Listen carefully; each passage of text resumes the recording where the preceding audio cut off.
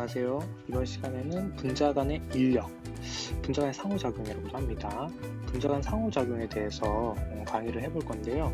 지난 시간 2차 시 강의가 40분 조금 넘는 시간으로 다소 강의 시간이 길었던 것으로 생각이 되어서 이번 시간 강의는 그것보다 조금 더 시간을 줄여서 진행하도록 하겠습니다. 자, 분자 간 상호작용은 결과적으로는 사실은 물질의 끓는 점이나 혹은 녹는 점에 영향을 미치게 돼요. 왜 그런지를 좀 설명해 보자면, 분자 간의 인력이 커지게 되면, 판서를 좀 할게요. 분자 간의 인력이 커지게 되면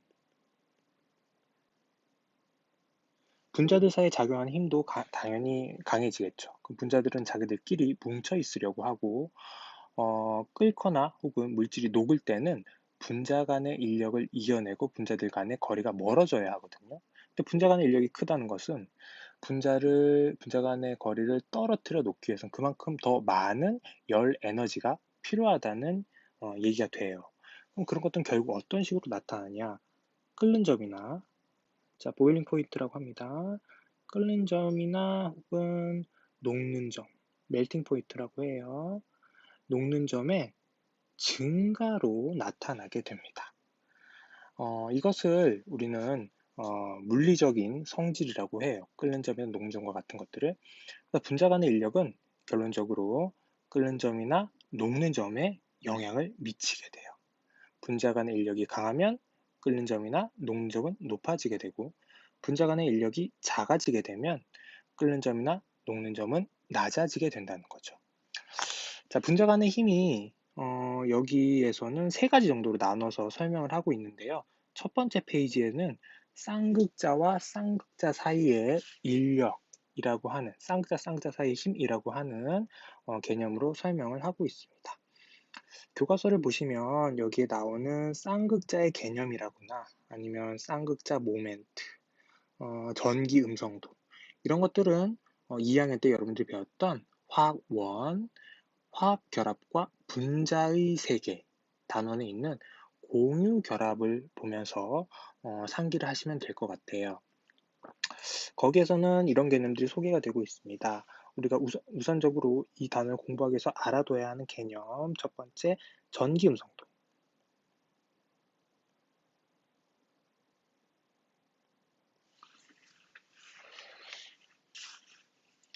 전기 음성도 같은 경우에는 여러분들이 2학년 화학 1에서 배웠지만 다시 한 번 더 설명을 드리자면, 공유 결합을 형성한 두 원자가 공유 전자쌍을 얼마나 자기 쪽으로 끌어당기는 그런 힘의 척도를 상대값으로 비교한 값을 우리는 전기 음성도라고 해요. 기준은 플로린을 4.0으로 기준을 잡은 다음에 나머지 다른 원소들의 전기 음성도를 수치로 표현한 게 바로 전기 음성도죠. 그 다음에 쌍극자 모멘트라고 하는 개념도 소개가 되고 있습니다. 쌍극자 모멘트.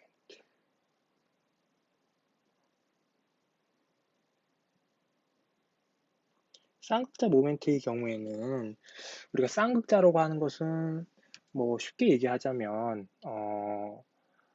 전자들이 한쪽으로 치우쳐져서 부분 전하를 형성하는 극성 분자를 우리는 쌍극자라고 해요. 그러한 쌍극자들은 전자의 치우침에 따라서 어떤 모멘텀을 갖게 되는데, 쌍극자 모멘트가 클수록 우리는 쌍극자 사이의 인력이 크다고도 표현을 합니다. 쌍극자 모멘트는 결국에는 공유결합의 어떤 극성의 크기를 나타내는 걸로, 얘는 전하량이라고 하는 것과 두 전하 사이의 거리의 크로스 벡터로 나타나게 돼요. 쌍극자 모멘트를 실제로 계산하는 과정은 고등학교 과정이 아니지만, 쌍극자 모멘트 값이 0이거나 혹은 특정 값을 갖느냐에 따라서 우리는 쌍극자 모멘트가 0인 것을 무극성 분자, 그리고 특정 값을 갖는 것을 극성 분자로 구별 정도는 할 수 있어야 된다는 거예요. 이 두 가지 개념이 선행이 되어야지 교과서에 나오는 설명되어지는 쌍극자 사이의 힘을 이해할 수 있습니다. 자, 교과서를 보시면 자, 쌍극자에 대한 정의가 나와요. 분자 내의 전하들이 한쪽 방향으로 치우쳐져서 서로 다른 부분적인 전하, 델타로 표현한 이런 것들 있죠? 이런 것들, 델타 플러스, 델타 마이너스, 이런 것들 우리는 부분 전하라고 하는데요. 부분 전하가 형성되는 이유는 바로 전기 음성도의 차이가 나기 때문에 그렇습니다. 지금 예시로 들고 있는 염화 수소 분자를 한번 봅시다. 염화 수소 분자 같은 경우에는 수소와 염소가 공유 결합을 하고 있는 분자성 물질이죠. 그런데 수소의 전기 음성도 값은 2.1이고 염소의 전기 음성도 값은 3.0이에요.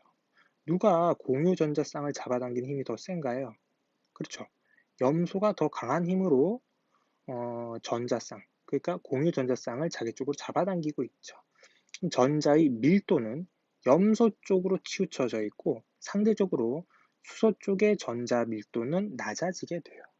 그런데 전자는 전기적으로 마이너스 전하를 띠기 때문에 전자가 몰려있는, 전자가 쏠려있는 염소 쪽은 마이너스의 부분 전하를 띠게 되고 이것을 델타 마이너스로 표현하고요.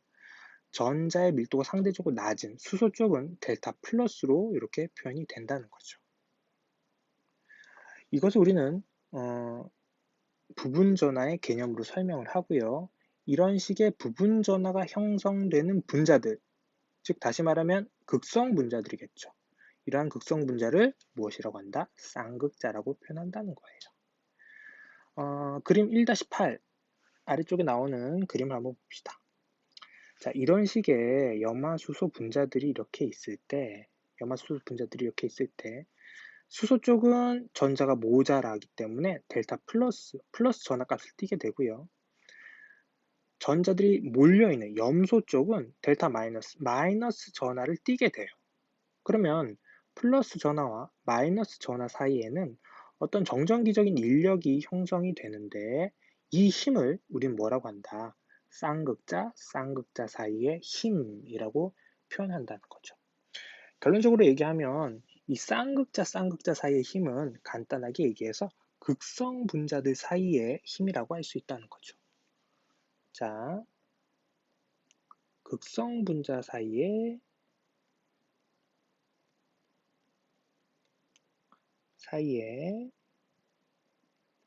인력을 가리켜서 우리는 무엇이라고 한다? 쌍극자 간 힘이다 라고 표현한다는 겁니다.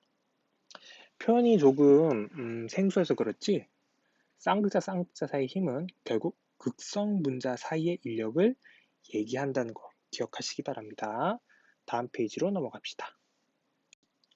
앞서 설명드린 쌍극자 사이의 힘에 이어서 두 번째로 설명드릴 분자 간의 인력은 바로 분산력이라고 하는 힘이에요. 런던 디스퍼전 포스라는 용어를 쓰기도 해요. 이 분산력이라고 하는 것은 결론부터 얘기하자면 사실은 극성 분자, 묵성 분자가 모두 가지는 힘이에요. 왜 이것을 얘기하냐면 쌍극자 사이의 힘은 극성 분자에서 작용하는 힘을 얘기한다고 했으니 이 분산력이라고 하는 것은 묵성 분자 사이에 작용하는 힘만을 얘기한 건 아닌가라는 생각을 하는 학생들이 분명히 있을 겁니다.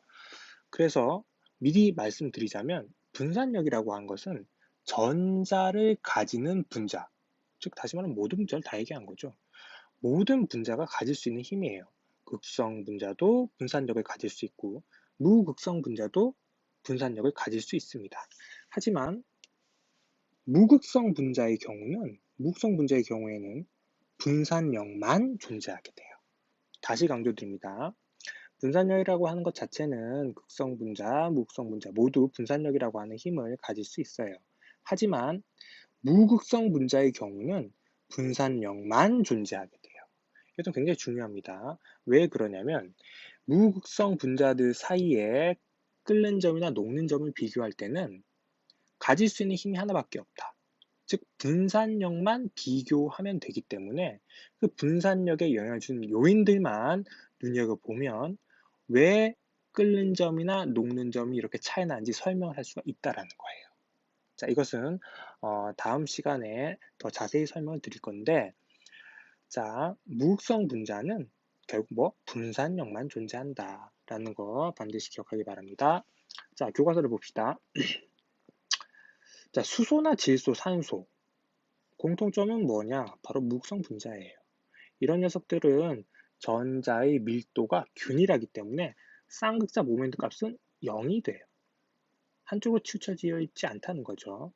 그렇기 때문에 이런 무극성 분자는 쌍극자라고 할 수 없어요. 당연히 쌍극자 사이 힘도 작용하지 않습니다. 그러면 분자 간의 힘이 없나? 그렇지는 않다는 거예요. 분자 간의 힘은 분명히 있습니다. 그렇기 때문에 녹는 점이나 끓는 점 측정이 될 수가 있는 거예요. 분자 간의 거리가 멀어지기도 하고 가까워지기도 하는데 그것은 결국에는 분자 간의 힘이 있다라는 거거든요. 그러면 이런 무극성 분자 사이의 힘은 무극성 분자 사이에는 어떤 힘이 작용할까? 거기에 대한 설명이 바로 분산력이라고 하는 개념입니다. 자, 분산력을 이해하기 위해서는 첫 번째 편극이라고 하는 개념을 이해하실 필요가 있는데요. 편극이라고 하는 것은 폴라리제이션이라고 해요. 분자 내에 어떤 전자의 분포가 한쪽으로 치우쳐지는 현상을 우리는 편극이라고 합니다. 자, 여기 이렇게 분자가 있습니다. 분자.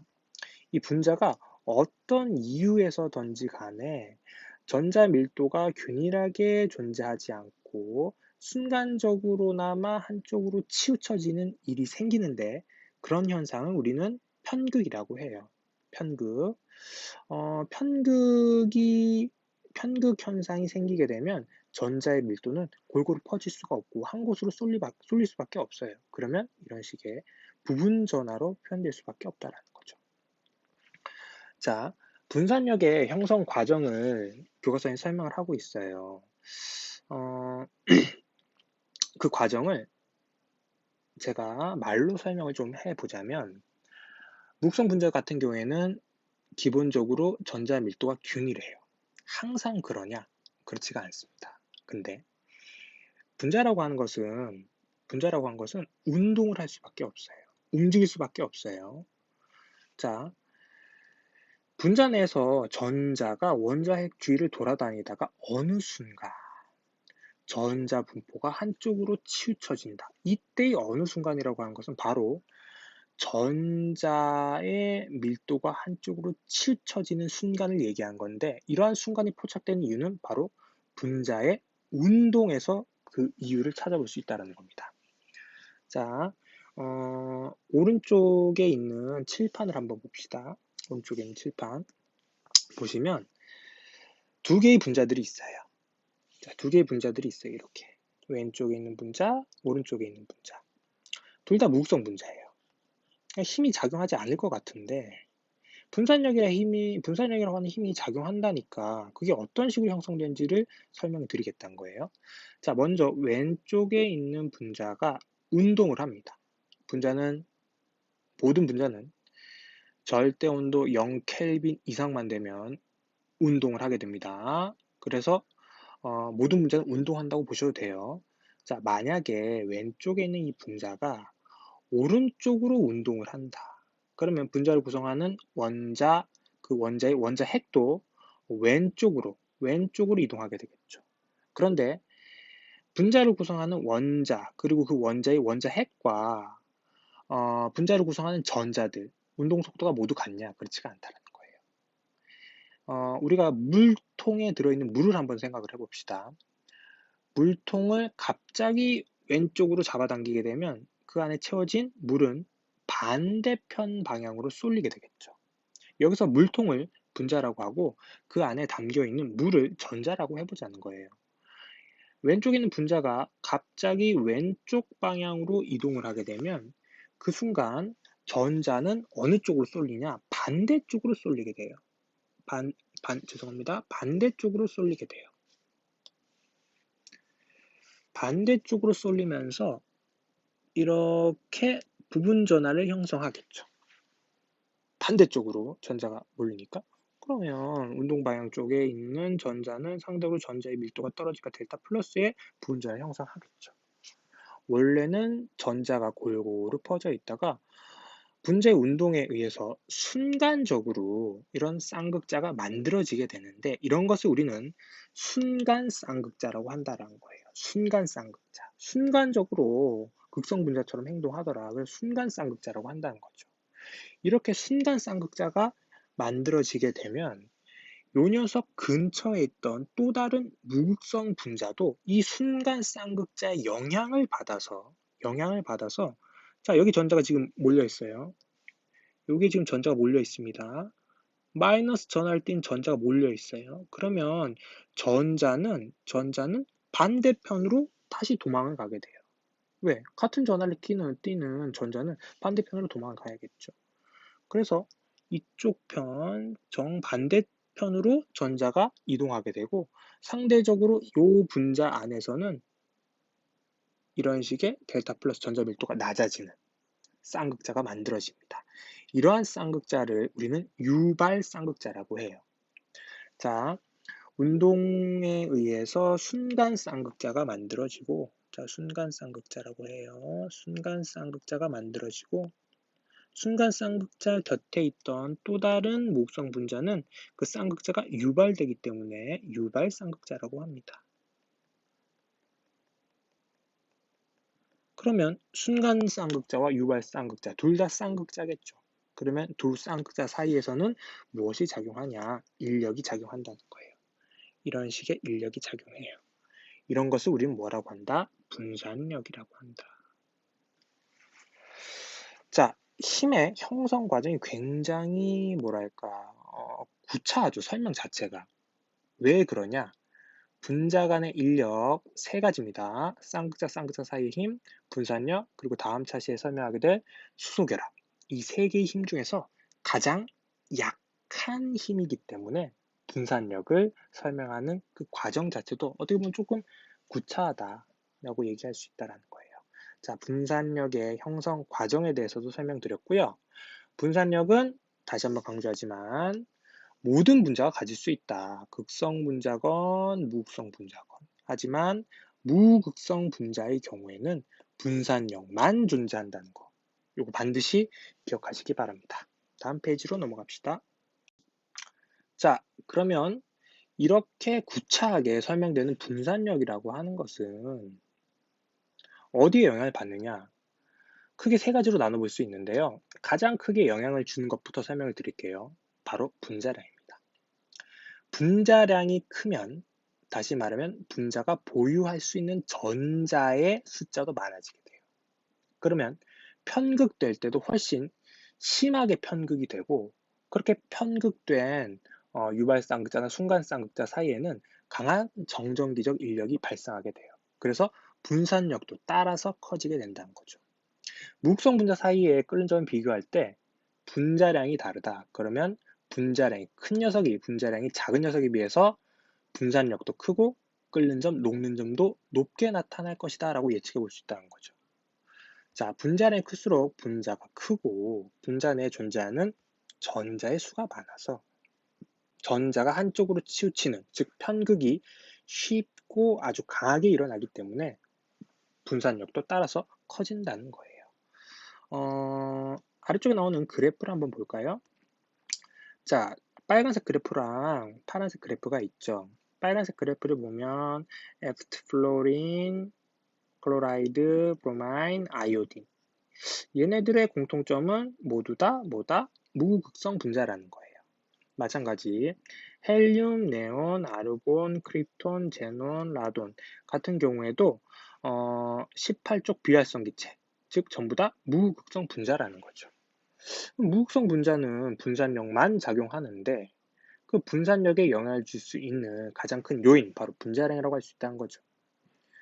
자, 지금 끓는 점이 이렇게 올라가요. 플로렌에서 염소, 염소에서 브로민, 브로민에서 아이오딘으로 갈수록. 왜 그럴까? 왜? 바로 분자량으로 설명 가능하다라는 겁니다. 플로린 같은 경우에 염소에 비해서 어떻습니까? 분자량이 적죠. 주기율표상에서 아래쪽으로 내려가기 때문에 플로린, 염소, 브로민, 아이오딘으로 갈수록 주기율표상에서 아래쪽으로 내려가기 때문에 주기가 증가하게 되고 분자량도 따라서 증가하게 돼요. 마찬가지 헬륨, 네온, 아르곤, 크립톤, 제논, 라돈으로 갈수록 아래쪽으로 내려가기 때문에 분자량은 커지게 돼요. 결국 분자량이 커짐에 따라서 뭐도 따라서 증가한다? 끓는 점도 따라서 증가한다. 왜? 분산력이 증가하기 때문에. 헬륨, 네온, 아르곤, 크립톤, 제논, 라돈 같은 경우도 마찬가지. 분자량이 증가하기 때문에 끓는 점도 따라서 증가한다. 왜? 분산력이 증가하기 때문에. 결국 분산력에 영향을 주는 첫 번째 요인, 분자량이라고 할 수 있다는 겁니다. 자, 그 다음 두 번째 요인으로 우리는 교과서에 설명이 되어 있지 않습니다. 하지만 추가적으로 좀 설명하자면 만약에 분자량이 같다면 무극성 분자의 경우에는 끓는 점이나 녹는 점이 같냐? 반드시 그렇지는 않다라는 거예요. 비슷할 수 있지만 똑같지는 않습니다. 분자 간의 힘의 차이가 난다는 거죠. 근데 가질 수 있는 힘은 뭐밖에 없다? 분산력밖에 없는데, 이건 어떻게 생각해야 되는 거지? 분산력에 영향을 주는 요인이 하나가 더 있다라는 거예요. 그게 바로 분자의 표면적입니다. 분자의 표면적. 자, 우리가 표면적을 얘기하는데 이렇게 한번 생각해 볼까요?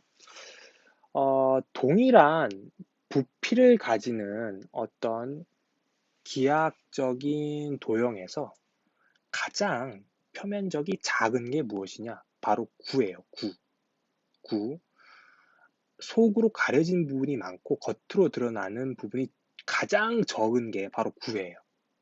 근데 이런 구를 꾹 누르거나 길게 잡아 당긴다고 했을 때 선이나 면의 형태가 되겠죠.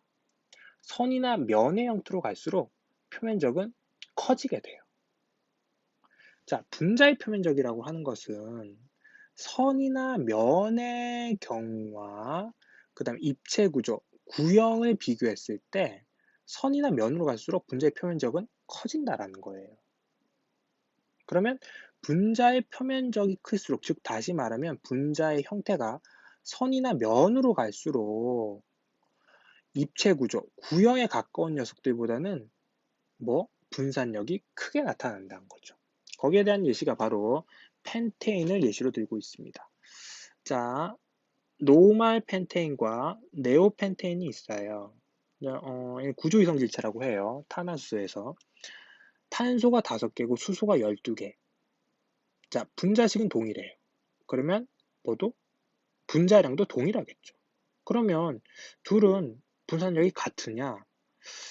그렇지가 않은 것 같은데요. 보시면 노말 펜테인 같은 경우에는 309.4 켈빈의 끓는 점을 가지고요. 네오펜테인 같은 경우에는 282.7 켈빈으로 다소 끓는 점이 낮게 나타난 것을 확인할 수 있어요. 분자량이 똑같은데 왜 이렇게 끓는 점의 차이가 나는 것이냐? 분산력이 차이가 나기 때문에 그런 건데 둘은 모두 무극성 분자예요. 분산력은 비교하면 되는데 분산력에 영향을 줄 수 있는 요인이 분자량 말고 하나가 더 있다라는 거죠. 그게 바로 분자의 표면적이라는 겁니다. 여러분 눈으로 봤을 때 노말 펜테인과 네오펜테인 중에 선이나 면에 가까운 형태의 분자는 뭔가요? 바로 노말 펜테인이죠. 길게 뽑힌 선처럼 보이죠. 반면에 네오펜테인 같은 경우에는 이렇게 속으로 가려진 부분이 많다는 거예요. 그러면 표면적은 누가 크냐? 바로 노말 펜테인의 경우가 표면적이 더 크죠. 그래서 네오펜테인의 경우는 노말 펜테인의 경우는 네오펜테인에 비해서 끓는 점이 더 높게 나타난다라고 할 수 있고요. 그림으로 설명하자면 노말 펜테인 같은 경우에는 이렇게 직선 형태의 분자다 보니까 서로 작용하는 분자 간의 인력, 상호작용할 수 있는 그 표면도 더 많이 드러난다는 거죠. 힘이 더 강하게 작용하는데 반면에 네오펜테인 같은 경우에는 형태가 구형, 가려진 부분이 많기 때문에 겉으로 드러난 부분은 적다는 거예요. 상호작용할 수 있는 표면적 자체가 작기 때문에 분산력도 그만큼 더 줄어들 수밖에 없다라는 거죠. 자, 그래서 분산력이라고 하는 거에는 분자량도 영향을 주지만 만약에 분자량이 동일한 그런 구조 이성질체 같은 경우에는 어떻게 설명을 할 것이냐? 바로 분자의 표면적으로 설명을 한다. 뭐 하나 더 추가적으로 얘기하자면 탄화수소는 전부 다 무극성 분자예요. 탄화수소는. 그러니까 비교할 힘은 분산력밖에 없어요. 분산력만 비교하면 되는데 분자량이 같은 이런 구조 이성질체의 경우에는 분자량이 같기 때문에 무엇으로 비교하냐? 분자의 표면적, 분자의 형태로 비교를 한다는 겁니다. 자, 세 번째 요인은 바로 분자의 크기가 있어요. 이 분자의 크기에 따른 분산력은 고등학교 과정이라고 할 수는 없어요. 분자가 얼마나 물렁물렁하냐, 얼마나 소프트하냐, 분자가 얼마나 좀 하드하냐에 따라서 분산력에도 영향을 미치는데 이것은 고등학교 과정은 아닙니다. 그래서 여러분들이 기억해야 될 것은 분산력에 영향을 주는 두 가지 요인, 분자량과 분자의 표면적만 기억을 하시면 될 것 같고요. 가장 크게 영향을 주는 것은 뭐다? 바로 분자량이다. 분자량. 자, 정리해 봅시다. 분자 간의 상호작용, 즉 분자 간의 인력은 크게 세 가지가 있어요. 분산력, 쌍극자 사이의 인력, 그리고 다음 시간에 배우게 될 수소결합. 근데 그 중에서 우린 두 가지 이번 시간에 배웠죠. 쌍극자 사이의 인력은 극성 분자들 사이에 작용하는 인력을 얘기하는 거예요. 분산력이라고 하는 것은 극성 분자뿐만이 아니라 무극성 분자도 분산력을 가져요. 그렇지만 무극성 분자는 분산력만 가지기 때문에 무극성 분자들끼리의 끓는 점을 비교할 때는 분산력만 갖고 비교해 주시면 된다.